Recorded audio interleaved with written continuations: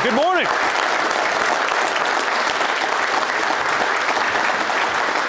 Thank you, President McManus. Thanks all of you for the warm welcome. I really appreciate that, and I'm impressed with the energy. The only reason I'm this awake right now is my mind is still on Eastern time. But I can tell that this is the place to be. No offense to the tax conference that I see is also going on here at this hotel. But really pleased to be with this group. And I appreciate so many of your members, your locals, your leaders, including General President McManus and Chad Gilbert, who I'll have a little more to say about a little bit later. I'll come back to them. But really want to thank you on behalf of not just the administration, the president, but also our own PHMSA, because your partnership with our Pipeline and Hazardous Material Safety Administration is vital to the work that we do.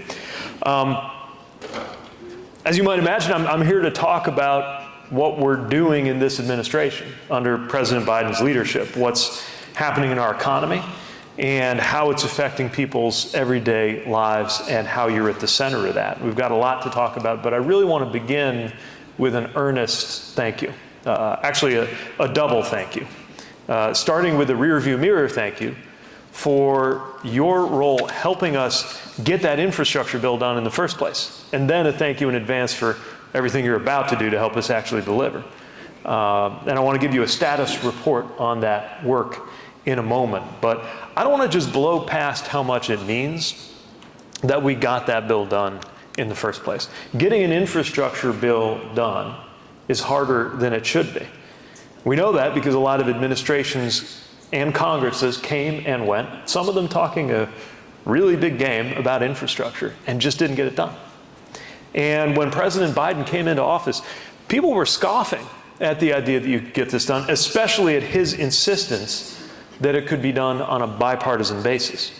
People didn't think you could get anything done on a bipartisan basis in today's Washington, and understandably so. But President Biden believed in this. You believed in this. The trades in general and UA in particular stepped up and made clear to the American people why America needed this.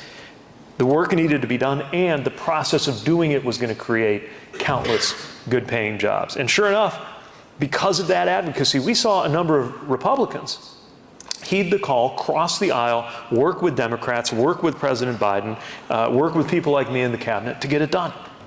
I know how important those jobs are, because when I first became mayor of my Indiana hometown in 2012, our unemployment was in the double digits. We worked like hell to fight the unemployment down just back into the single digits, and to get it back down through 9, 8, 7. I never could have imagined having it back below 4 nationwide like we have done now. In a few short years, we've gone from asking where we're going to find jobs for our workers to people asking how we're going to find enough workers to do all these jobs. Which brings me to the second big thing I want to thank you for. Because, of course, you are the reason why we very much have workers ready to do those jobs. You are the reason why we are absolutely prepared as a country to meet the test of our productive capacity that's in front of us right now. To have the skills and the workers to do the great paying jobs that we're creating at a record pace. You are making sure we have safe and skilled workers to get the job done. Your recruiting, your training, your apprenticeships, your development, so I want to thank you for that. And that actually brings me to a third very basic thank you, which is just for the work that your members do every day. The nature of infrastructure, especially the types of infrastructure that UA's members work on, is that most people don't have to think about it. I used to say when I was mayor, and when I spoke to our folks at the waterworks, nobody's ever going to beat down the door of the mayor's office and say, hey, I need to talk to you. I need to tell you that when I went to my kitchen sink today, I got a glass of clean, safe drinking water out of that. And it didn't poison my family or anything. So just tell everybody down at the waterworks to keep up the great work. It just doesn't work that way. And actually, the better it's doing, the less people have to think about it. In a way, that's the point, right? People are more free to think about the things that matter to them in life. Their kids, their health, their faith, their family, their business, their school, whatever it is, precisely because they don't have to think about those basic things. So much depends on somebody just knowing that their car can go, just knowing that their water will come safe and clean. And if you can't count on that, even for a minute, then nothing else matters. So I want to thank you for what your hundreds of thousands of members do every day, and thank you for helping us get this law passed, and thank you for everything you are ramping up to do to deliver all those great projects that we're funding right now. And that's where I want to give you a bit of a status report. So any of you who served know the phrase bottom line up front, so I'll start with the bottom line up front. America is building like we have not been building in more than half a century.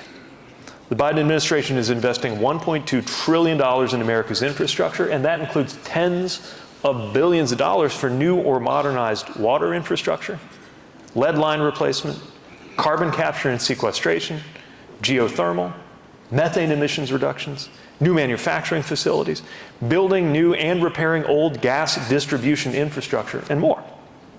It's making people safer and creating new economic opportunity in literally thousands of communities across the country. I was in New Mexico last year to announce the first round of awards in our $1 billion program to repair and modernize the old high-risk natural gas pipes in communities like Las Cruces. It's a desert town not far from El Paso. It's one of many with a smaller gas pipeline system that they just hadn't had the funding to address until now. We brought them $10 million to fix 12 miles of pipe there, and that same day we launched dozens of projects like that across the country. It's the first ever federal program dedicated to giving communities the resources to do this work, to make pipelines safer, to cut methane emissions. And I want to thank the UA because not only are your members often the ones doing the actual work, but UA leadership really helped design that program from the ground up. And by the way, stay tuned because we're announcing the next round of awards, about $400 million worth, very soon. We're also working to make sure that we meet communities where they are. Some of the communities applying for the funds to get this grant have never gotten this kind of federal grant funding ever. Some of them are the kind of town where the mayor has a day job. So we knew we had to make it simpler to apply and do business with us. And we did. We did the upfront work on environmental reviews. We streamlined the application to more of a yes or no template. We cut red tape on projects that we know are a clear benefit to communities and to the environment. So we're proud of that program. That's a $1 billion program that would be a big deal on its own, but that's just one. Across the board, this administration is investing tens of billions of dollars in building up energy for the future that will largely be transported by pipeline.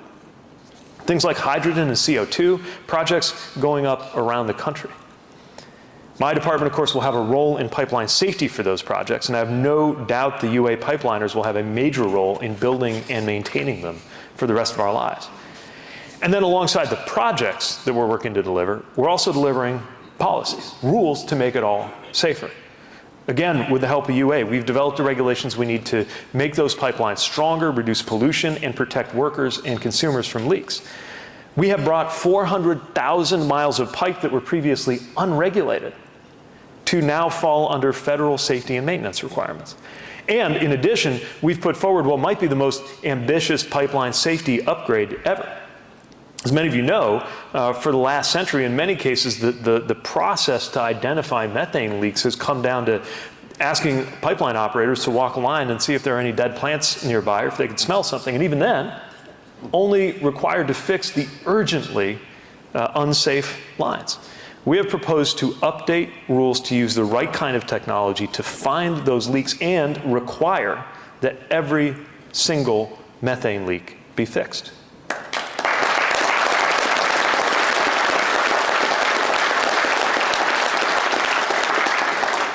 And as you know, that doesn't just keep the gas safely where it belongs, which is inside the pipe.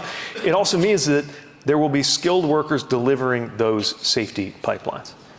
And you add that to the unprecedented investments that we're making in energy infrastructure under Secretary Granholm's leadership, and bottom line is millions and millions and millions of hours of work for UA members. So that's an update on what we're doing. But I also want to talk about how we're doing it. Because the how matters, and the how is we're doing it in partnership with labor. It's how we do everything in this administration, and you see the difference that it makes. Again, I'll start with the bottom line. When a largely anti-union administration is succeeded by a proudly pro-union administration, you see the difference, and not just in Washington. Again, I think back to when I got started in Indiana, not long ago, like we're talking 10 years ago. People went around saying the labor movement was dying. And now, as you know, things couldn't be more different. Last year was one of the most important years for unions in living memory. Teamsters landed that historic deal with UPS, established new protections for 340,000 workers. UAW got historic gains after a strike that saw the first ever sitting president on a picket line. Even Hollywood is responding to the labor movement in a new way. And we're definitely seeing a new season of growth for UA. Since Joe Biden became president, UA has grown by about 15,000 members. So congratulations.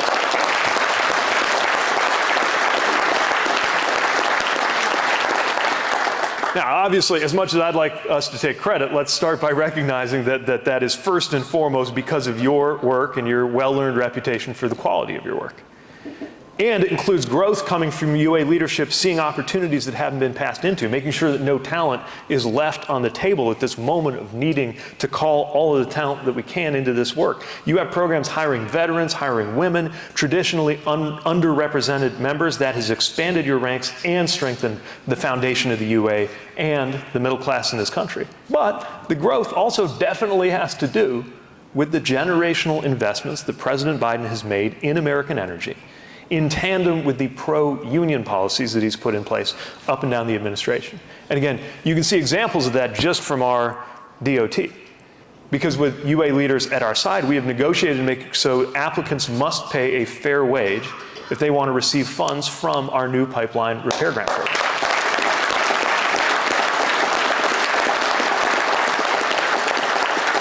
After years of a race to the bottom that was about whoever could lower their wages the most, we have raised the floor on worker pay. And take it from me, if you don't pay fair wages, you're going to have a hard time getting federal funding. We know it's the right thing to do, not just economically, but to make sure that good projects get done well, because quality matters. Training matters. Safety matters. And that's what you're about. So I want to thank you for creating the gold standard for training pipeline workers and for delivering quality work. And the wins that you're seeing at UA are being felt across the country. I think so many of the challenges that the middle class and working Americans today have felt are directly tied to the ways that some policies and companies have set out to weaken unions over decades, so we're doing the opposite. And I really want to dwell on this because a lot of people talk a good game when they get in front of unions. Everyone knows how to say the right thing to you when they want something. But this administration is actually walking the walk. Not just words, actions. President Biden has insisted on PLAs on all major new direct federal construction contracts.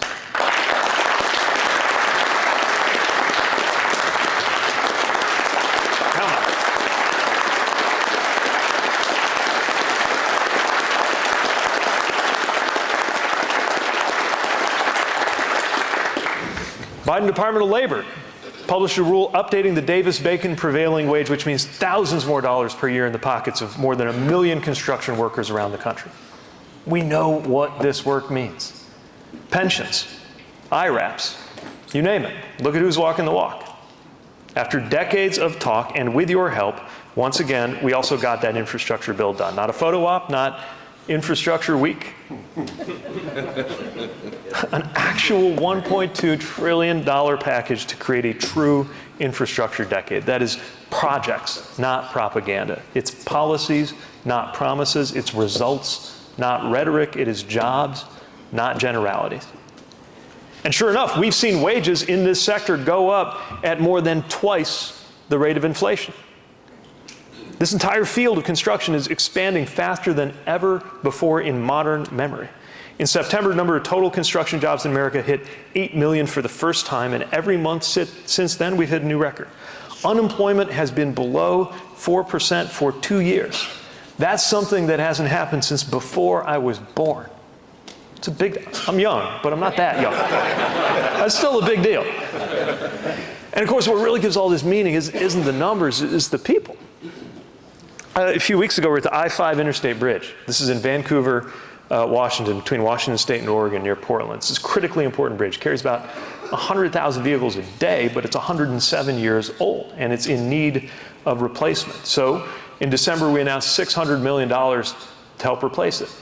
And when you go there, the bridge is really unforgettable, not least because of 900 tons of concrete counterweight that are directly above you when you're standing on that bridge.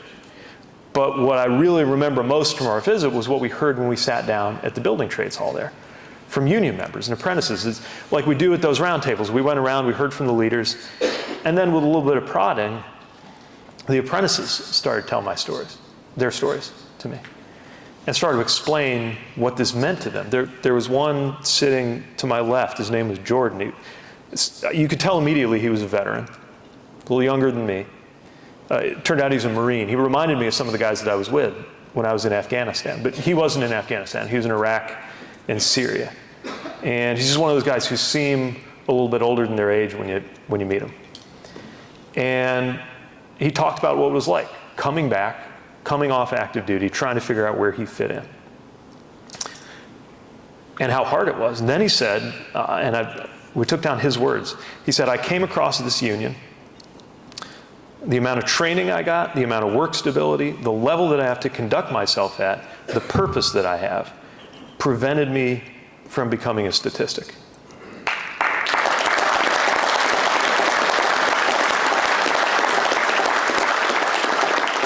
And now he's the first person in his family to own a house. Everywhere I go, I'm meeting people who remind me what it means to have these kinds of jobs. The purpose that comes with it, the whole different trajectory that your life can take. And you know it better than anybody. You know what a union job means. It means presence under the tree. It means a new home. It means a new car or truck in the driveway. It means a better future, which is why we all pushed so hard for this in the first place.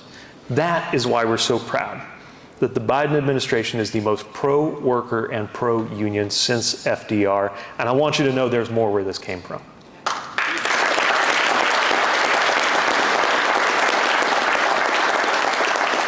We have launched a new industrial policy for the United States of America, not just creating jobs, but good union jobs. And that's true not just generally with labor unions, but very specifically with UA, where your leadership and members are advisors and trusted partners as we develop these policies. And I'll give you a few examples.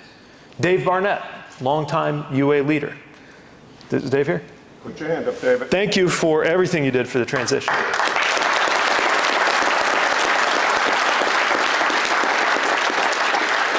Advised the Biden transition from the start and continued serving on PHMSA's Liquid Pipeline Standards Committee. Chad Gilbert, we were just talking to Chad on the way up. Chad. An invaluable new member of the PHMSA Gas Pipeline Advisory Committee. He's respected, he says it how it is, and his viewpoints shape policies. We have a committee that helps select our grants for the Natural Gas Infrastructure Safety and Modernization Program, and the only non-governmental representatives on that committee are 3 UA members. We have Jerry Muddrell and Kyle Henderson, big parts of the Federal Carbon Capture Task Force. Where's Jerry? Thanks for all your work on the carbon capture. Breaking this idea that we have to choose between doing the right thing for jobs and doing the right thing for the future. PHMSA never had union representation on both of our committees at the same time that review pipeline safety standards. Until now, there might have been CEOs represented, but now we've got worker representation from the UA on them. We've made the UA integral to the work of US DOT in a way that has not been done before, and we're better at our jobs because of it. And that goes all the way to the top. President Biden has visited so many UA locals, he could probably start delivering your mail. And I know General President McManus has an open line into the West Wing. Just one other thing I want to talk about. And it's just one other pipeline that's out there. And I'm a cabinet officer and somebody might be recording, so I'll just use the word negativity to describe what is coming through that pipeline. If you can use your imagination, if you want to talk about it in different terms. But unfortunately, that's a pipeline that's going stronger than ever too. And we know why. Special interests, politics. Nothing new there, but it's dangerous. Because I know the dynamic well enough, and I've gotten to know Washington well enough to know that people are going to keep coming along to try to convince your members that the answer is to turn back the clock. And they're going to come along trying to change the subject from jobs and infrastructure, pipelines, and safe water, to whatever the latest culture war might be, or whatever they think is the best way to convince people that the way forward is to look backward and hope everything in the 21st century is just going to work the way it did in the 20th. And I'm here, and I know I'm probably preaching to the choir, but I'm just here to emphasize that it doesn't work that way, nor should it. We can be so much better than even the best moments of our past. And anybody trying to sell you your members on the idea that we can turn back the clock does not respect your members. Again, I grew up in the hometown of the Studebaker Car Company. I was born 20 years after it shut down. And 10 years after that, my trip to school every day went alongside acres and acres of collapsing factories that looked like they'd been taken out in a war. But there wasn't a war. The destruction happened because the company couldn't innovate, couldn't keep with the times, thought things wouldn't change, and then the times changed anyway, and the jobs and the factories started to disappear. So that by the time I was born, there was weeds pushing up through those parking lots. And even 50 years later, when I was mayor, we were feeling the consequences of that. But we turned our city around. Not by pretending we could go back to the 1950s, but by figuring out how to set ourselves up for success going into the 2050s.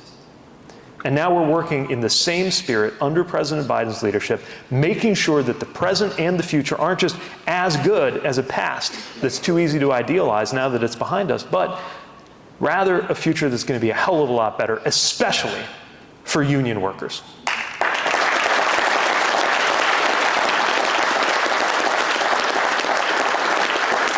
Happening right now. It's happening in what we build. It's happening in how we build it. It's why we're getting on top of all of the above things that are happening going into this future.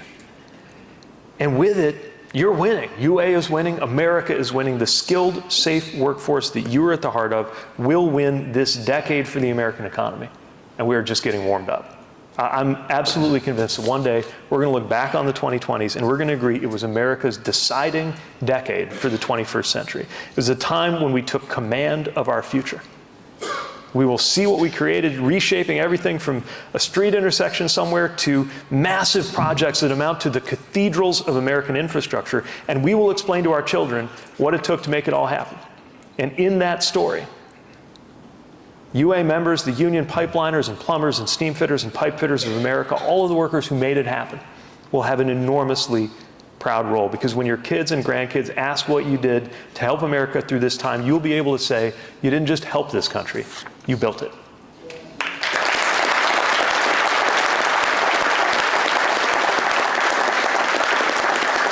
So thank you from the bottom of my heart for everything that you do. Don't forget that none of this happened on its own. All of it happened because we were working together. And don't forget how much work we have to do together to see it through. Thanks for everything that you're doing, and keep up the great work. Appreciate it.